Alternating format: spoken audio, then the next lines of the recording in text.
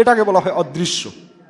যেমন আল্লাহ সুবহানাহু ওয়া তাআলা তিনি আমাদের জন্য অদৃশ্য, গায়েব, অদৃশ্য, তিনাকে আমরা দেখতেও পাই না, তিনার সম্পর্কে শুধুমাত্র রাসূল সাল্লাল্লাহু আলাইহি ওয়াসাল্লামের কাছে শুনেছি, কিন্তু তানাকে আমরা দেখতে পাইনি।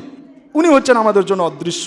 না দেখার পরেও আল্লাহ সুবহানাহু ওয়া তাআলা এক এর উপরে বিশ্বাস স্থাপন করেছি, একে বলা হয় মুমিনের বৈশিষ্ট্য। আল্লাহ বলছেন ওয়া মালাইকা, এবং আল্লাহ সুবহানাহু ওয়া তাআলার অগণিত আল্লাহ সুবহানাহু ওয়া তাআলা ফেরেশতাকে সৃষ্টি করেছেন। তো ফেরেশতা সম্পর্কে আমাদেরকে আল্লাহ রাসূল সাল্লাল্লাহু আলাইহি ওয়াসাল্লাম যা কিছু বর্ণনা করেছেন, শুধুমাত্র তাই ফেরেশতারা সম্পর্কে বর্ণনা করেছেন। ফেরেশতারা আছেন এটা আমরা চোখে দেখিনি, কিন্তু এটা বিশ্বাস করেছি এই ফেরেশতা আমাদের জন্য অদৃশ্য। এই ফেরেশতার প্রতি আমরা ঈমান নিয়ে এসেছি, এটাকে বলা হয় অদৃশ্যের প্রতি ঈমান নিয়ে আসা, অদৃশ্যের প্রতি বিশ্বাস স্থাপন করা। এবং আল্লাহ রাসূল সাল্লাল্লাহু আলাইহি ওয়াসাল্লাম বলেছেন জান্নাত জাহান্নাম সম্পর্কে, জান্নাত এবং জাহান্নাম উভয় আমরা দেখিনি, কিন্তু জান্নাত এবং জাহান্নামের উপরে বিশ্বাস রেখেছি অন্তরে। কবরের আযাবকে আমরা দেখিনি, কিন্তু কবরের আযাবের প্রতি আমরা বিশ্বাস রেখেছি যে না, সত্যিই মানুষ ইন্তেকাল করার পরে কবরে সে যদি নেক আমল করে যায় তবে কবর তার জন্য জান্নাত, যদি সে বদ আমল করে যায় তবে কবর তার জন্য জাহান্নাম। এটা বিশ্বাস করেছি। এই বিশ্বাসকারীর নাম হচ্ছে মুমিন। বলুন সুবহানাল্লাহ।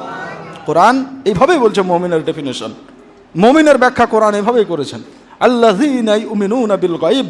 মুমিন হলো তারা যারা গায়েবের প্রতি বিশ্বাস স্থাপন করে।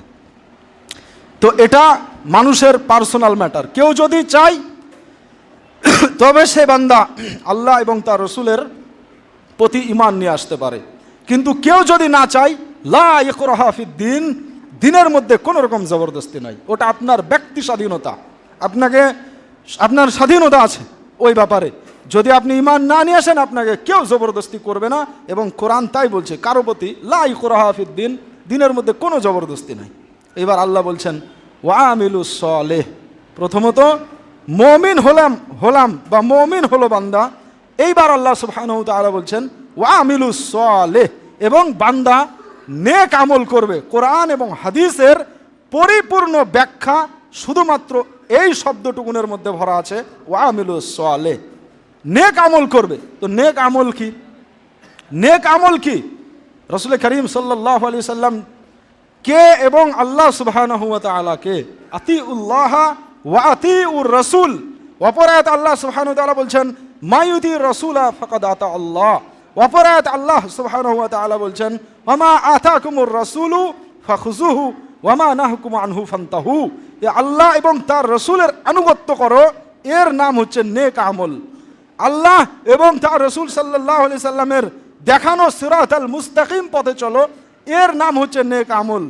এবং কি ওয়ামা আতাকুমুর রাসূল, আল্লাহ সুবহানাহু ওয়া তাআলা আল্লাহ রাসূল সাল্লাল্লাহু আলাইহি সাল্লাম যা কিছু আমাদেরকে দিয়েছেন ফাখুযুহু, ওটাকে অ্যাকসেপ্ট করা, ওয়ামা নাহকুম আনহু ফান্তাহু, আর রাসূল সাল্লাল্লাহু আলাইহি সাল্লাম যা থেকে আমাদেরকে বিরত থাকতে বলেছেন ওটাকে রিজেক্ট করা, উভয়ের নাম হচ্ছে নেক আমল। বলুন সুবহানাল্লাহ। নেক আমল মানে আতিউল্লাহ ওয়া আতিউর রাসূল, ইত্তিবা করা, দাসত্ব করা, গোলামি করা, পায়রবি করা। কি জিনিস? মানে আল্লাহ সুবহানাহু ওয়া তাআলা যা কিছু কোরআনে বলেছেন, ওয়াকালান নবী সাল্লাল্লাহু আলাইহি সাল্লাম, এবং আল্লাহর রাসূল যা কিছু বলেছেন সমস্ত কিছুর প্রতি ঈমান নিয়ে আসা, এবং ওই সমস্ত কাজ যেগুলো আল্লাহ এবং তার রাসূলের হুকুম বা ফরমান এগুলো করা, এই সমস্ত কিছুই হচ্ছে আল্লাহ সুবহানাহু ওয়া তাআলার দরবারে নেক আমল। কি কি করা এটাও স্পষ্ট করে দিই। মানুষকে এত খোলাসা করে বলার পরেও মানুষ বুঝতে পারছে না, গল্প করছে ওই জন্য বুঝতে পারছে না নেক আমল কি। তো নবী করিম সাল্লাল্লাহু আলাইহি ওয়াসাল্লাম হাদিসের মধ্যে বলছেন লা ইউমিনু আহাদুকুম হাত্তা আকুনা হাব্বা ইলাইহি মিন ওয়ালিদিহি ওয়া ওয়ালাদিহি ওয়ান নাসি আজমাইন। তোমরা অতক্ষণ পর্যন্ত পূর্ণাঙ্গ মুমিন হতে পারবে না যতক্ষণ না তোমাদের পিতা মাতার চাইতে, ওয়া ওয়ালাদিহি এবং তোমাদের সন্তানাদির চাইতে, ওয়ান নাসি আজমাইন এবং দুনিয়ার সমস্ত মানুষের চাইতে আমার রাসূলকে না মহব্বত করতে পেরেছো। লা ইউমিনু, অতক্ষণ পর্যন্ত তোমাদেরকে মুমিন বলা যাবে না। ফলে আল্লাহ রাসূল সাল্লাল্লাহু আলাইহি সাল্লামকে দুনিয়ার সবার চাইতে ওনাকে গুরুত্ব বেশি দেওয়া, উনার প্রতি মহব্বত বেশি রাখা, এটা হচ্ছে নেক আমল বা আমালে সালেহ। এরপরে ওখানে নবী সাল্লাল্লাহু আলাইহি ওয়াসাল্লাম আল্লাহ রাসূল সাল্লাল্লাহু আলাইহি ওয়াসাল্লাম ইরশাদ করেন, মান সালিমাল মুসলিমুনা মিন লিসানিহি ওয়া ইয়াদিহি। আল্লাহ রাসূলকে সাহাবা ইকরাম জিজ্ঞেস করছে, আইয়ুল মুসলিম আফজালু, আফজালু আইয়ুল মুসলিম, ইয়া রাসূলুল্লাহ, কোন মুসলমানকে সবচাইতে উত্তম মুসলিম বলা যায়, বা কোন মুসলমান সবচাইতে উত্তম? তো নবী করিম সাল্লাল্লাহু আলাইহি সাল্লাম বলছেন, মান সালিমাল মুসলিমুনা মিন লিসানিহি ওয়া ইয়াদিহি। আল্লাহ রাসূল বলছেন, যেই মুসলমানের জবান এবং হাত দ্বারা অপর একজন ভাই বা অপর একজন মুসলিম বা অপর একজন মানুষ সুরক্ষিত থাকে, ওনাকে বলা হয় সবচাইতে আফজাল মুসলিম। বলুন সুবহানাল্লাহ। তাহলে আল্লাহ রাসূল প্রথমে জবানের কথাটা বললেন, বলছেন মিন লিসানি মানে লিসান মানে জবান, ওয়ায়াদুন মানে ইয়াদুন শব্দের অর্থ হাত, যে জবান এবং হাত দ্বারা অপর একজন মানুষ সুরক্ষিত। ফলে আল্লাহ রাসূল কি বলতে চাইলেন, ওয়ালা তাসুব্বুল মুমিন ওয়ালা তাসুব্বুল ইনসান, যে হে মানুষ, তোমরা যেন কোনো মুসলমানকে বা কোনো মানুষকে যেন তোমরা জবান দিয়ে গালিগোলজ না করে দাও, জবান দিয়ে বদদুয়া না করে দাও। এই জবান এবং হাতের যদি তোমরা সুরক্ষিত রাখো, তাহলে তোমরা দুনিয়ার সবচাইতে আফজাল ওয়া আলা মুসলমান। কখন? যখন জবান এবং হাত দিয়ে সুরক্ষিত থাকবে। ওখানে নবী সাল্লাল্লাহু আলাইহি সাল্লাম আল্লাহ রাসূল আরো ইরশাদ করে বলেন, ওয়ালা তাসুব্বুল মুমিন, কোনো মুসলমানকে তোমরা, কোনো মুমিনকে তোমরা কখনো গালি দিও না। এটা আল্লাহ রাসূল সাল্লাল্লাহু আলাইহি ওয়াসাল্লামের হাদিস। এই গালি না দেওয়া এবং হাত দ্বারা কাউকে আঘাত না করা, এটা হচ্ছে আমালে সালের অন্তর্ভুক্ত। ওয়াকালা নবী সাল্লাল্লাহু আলাইহি ওয়াসাল্লাম, আল্লাহ রাসূল সাল্লাল্লাহু আলাইহি ওয়াসাল্লাম বলছেন, আল হায়াউ শুবাতু মিনাল ঈমান, হায়া করা, লজ্জা করা, এটা হচ্ছে ঈমানের একটি অংশ। বলেন, আমাদের মধ্যে লজ্জা হায়া আছে? আমাদের তো বহুত দূরের কথা, আমাদের মা বোনদের তো নাই, প্লাস আমাদের আমরা যারা মুসলিম দাবি করি নিজেকে, আমরা ইত্তেবা করি কার? ইহুদিদের। অথচ আল্লাহ বলেছেন, ওয়ালা তাত্তাবুল ইয়াহুদি ওয়ান নাসারা, তোমরা ইহুদি এবং নাসারাদের ইত্তেবা করো না। আমাদের হেয়ার কাটিং স্টাইল ইহুদিদের মতো, আমাদের ছেলেমেয়ের বিবাহ হবে, তাও আমরা দাসত্ব করছি, পায়রবি করছি, গোলামি করছি ইহুদিদের, করছি না? গান বাজাচ্ছি, ডিজে বাজাচ্ছি, হোলি খেলছি, সমস্ত কিছু গায়ের মুসলিমদের। আর আল্লাহ রাসূল বলেছেন, মান তাশাব্বা বিকওমিন ফাহুয়া মিনহুম, যে যেই কওমকে অনুসরণ করে সে তারই অন্তর্ভুক্ত। কেউ যদি ইহুদিদের থেকে কোনো অনুসরণকৃত জিনিস নিয়ে থাকে, তবে সে ইহুদিদের অন্তর্ভুক্ত। কোনো বান্দা যদি খ্রিস্টানদের কোনো আমল যদি তার নিজের মধ্যে নিয়ে আসে, তবে ওই বান্দা খ্রিস্টানের অন্তর্ভুক্ত। ওই বান্দার হাসর ইহুদি এবং খ্রিস্টানদের সাথেই হবে।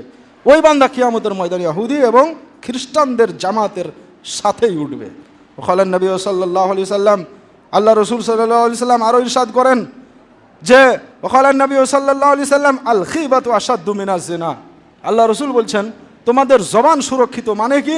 আল খিবাতু আশাদ্দু মিনাজ জিনা, তোমরা গীবত করা থেকে তোমাদেরকে বেঁচে থাকতে হবে। কেন? আশাদ্দু মিনাজ জিনা, এটা জিনা অপেক্ষা আরো মারাত্মক পাপ, তার নাম হচ্ছে গীবত করা। অতএব গীবত না করা এবং কোনো মুসলমানকে গালি না দেওয়া, কোনো মানুষকে হাত এবং জবান দ্বারা কষ্ট না দেওয়া, এই সমস্ত কিছু আমালে সালের অন্তর্ভুক্ত, নেক আমালের অন্তর্ভুক্ত। ওয়াকাল আল্লাহু তাআলা ফি কালামিহিল মাজিদ, এবং আল্লাহ তাআলা কোরআনুল কারীমের মধ্যে ইরশাদ করে বলেন, লানাতুল্লাহি আলাল কাযিবিন, মিথ্যাবাদীদের উপর আল্লাহর লানত। ফলে ওয়াতাওয়াসাউ বিল হক, আমাদেরকে সর্বদা সত্য কথা বলতে হবে। সত্য কথা বলা এবং মিথ্যাকে বর্জন করা, এটা হচ্ছে আমালে সালের অন্তর্ভুক্ত। অনেক হাদিস আছে এরকম, অনেক হাদিস আছে। ওয়াকাল আল্লাহু তাআলা ওয়াতাসিমু বিহাবলিল্লাহি জামিআ ওয়ালা তাফাররাকু, আমরা আল্লাহ এবং তার রাসূল সাল্লাল্লাহু আলাইহি সাল্লামের ইত্তেবা করেছি এবং তানাদের সম্পর্কে বলেছি, আল্লাহ এবং তার রাসূল সাল্লাল্লাহু আলাইহি সাল্লাম সম্পর্কে আমরা সাক্ষী দিয়েছি। আল্লাহ এবং তার রাসূল সাল্লাল্লাহু আলাইহি সাল্লাম যা বলেছেন তার উপরে ঈমান নিয়ে এসেছি। আল্লাহ বলছেন, ওয়াতাসিমু বিহাবলিল্লাহি জামিআ ওয়ালা তাফাররাকু, যে তোমরা ঐক্যবদ্ধ, ইউনিটি, ইত্তিহাদের মধ্য দিয়ে থাকো। ওয়ালা তাফাররাকু, দলে দলে বিভক্ত হইও না। আমরা কি করেছি? আমাদের ইত্তেহাদকে ভেঙেছি। আপন আপন ছোট ছোট গোষ্ঠী, ছোট ছোট জামাত, ছোট ছোট দলে আমরা বিভক্ত হয়ে গেছি। বলেন, কোথায় আমাদের মধ্যে আল্লাহ এবং তার রাসূলের ইত্তেবা আছে? কোথাও আমাদের মধ্যে আল্লাহ এবং তার রাসূলের ইত্তেবা আছে? নাই। এজন্য আজকে মুসলিমদের সারা দুনিয়াতে মুসলমানদের নামে বদনাম সৃষ্টি করা হয়। এবং আল্লাহ রসুল সাল্লাল্লাহু আলাইহি ওয়াসাল্লাম আরও ইরশাদ করেন, এই দুটো হাদিস খুব গুরুত্বপূর্ণ। নবী করিম সাল্লাল্লাহু আলাইহি সাল্লাম বলছেন কে লা ইউমিনু আহাদুকুম, মুমিনের বৈশিষ্ট্য কি, মুমিনের গুণাবলী কি, মুমিনের পেহচান কি? তো নবী করিম সাল্লাল্লাহু আলাইহি সাল্লাম ইরশাদ করে বলেন যে মুমিনের পরিচয় হলো লা ইউমিনু আহাদুকুম, তোমাদের মধ্যে কেউ অতক্ষণ পর্যন্ত পূর্ণাঙ্গ মুমিন হতে পারবে না হাত্তা ইউহিব্বু লিআখিহি। একবারে গুরুত্বপূর্ণ, এদিকে ফলো করেন। রাসূলুল্লাহ সাল্লাল্লাহু আলাইহি সাল্লাম বলছেন তোমাদের মধ্যে কেউ অতক্ষণ পর্যন্ত মুমিন হতে পারবে না লিআখিহি মা ইউহিব্বুহু লিনাফসি। আল্লাহ রসুল সাল্লাল্লাহু আলাইহি সাল্লাম বলছেন যে অতক্ষণ পর্যন্ত তোমরা পূর্ণাঙ্গ মুমিন হতে পারবে না, উম্মতে মুহাম্মাদি হতে পারবে না। কখন? যতক্ষণ পর্যন্ত তুমি তোমার নিজের জন্য যেটা চয়েস করো ওটা তোমার ভাইয়ের জন্য বা তোমার আত্মীয় স্বজনের জন্য বা কোনো মানুষের জন্য চয়েস না করবে, অতক্ষণ পর্যন্ত তোমরা মুমিন হতে পারবে না। আল্লাহ রসুলের শিক্ষা কি? যে তোমরা ওটাকে চয়েস করো তোমার ভাইয়ের জন্য যেটা তুমি নিজের জন্য পছন্দ করেছো, তুমি ওটাকে পছন্দ করো তোমার ভাইয়ের জন্য যেটা তুমি নিজের জন্য পছন্দ করে রেখেছো। আর আমরা কি করি? আমাদের ভাই, আমাদের পড়োশি, আমাদের গ্রামের মানুষ, আমার পাশের বাড়ির লোকের আমি ক্ষতি করছি কি করছি না? করছি। অতএব আল্লাহ এবং তার রসুলের ইত্তেবা থেকে আমরা দূরে সরে গেছি। ওয়াকালান নবী সাল্লাল্লাহু আলাইহি ওয়াসাল্লাম, আল্লাহ রসুল সাল্লাল্লাহু আলাইহি ওয়াসাল্লাম আরো বলছেন মান গাশশা ফালাইসা মিন্না, কে যে বান্দা কোনো মানুষকে বা আমার উম্মতকে ধোঁকা দিল সে আমার উম্মতের অন্তর্ভুক্ত নয়। মানুষকে ধোঁকা দেওয়া, যে বা যারা মানুষকে ধোঁকা দেয়, আল্লাহ রসুল বলছেন মান গাশশা ফালাইসা মিন্না, যারা মানুষকে ধোঁকা দেয় এ আমার উম্মতের অন্তর্ভুক্ত নয়। কিয়ামতের দিন তার হাসর কোথায় হবে? কাফেরদের সাথে, মুশরিকদের সাথে তার হাসর হবে। বলেন, বুকে হাত রেখে বলেন, আজকে আমরা সবাই একে অপরের বলি হ্যাঁ আমি তো আমার পাশের বাড়ির লোককে ভালোই বাসি, আমিও বলছি আমার পাশের বাড়ির লোককে আমি ভালোবাসি। তো ভালোবাসি তো ঝামেলা কুট থেকে আসে।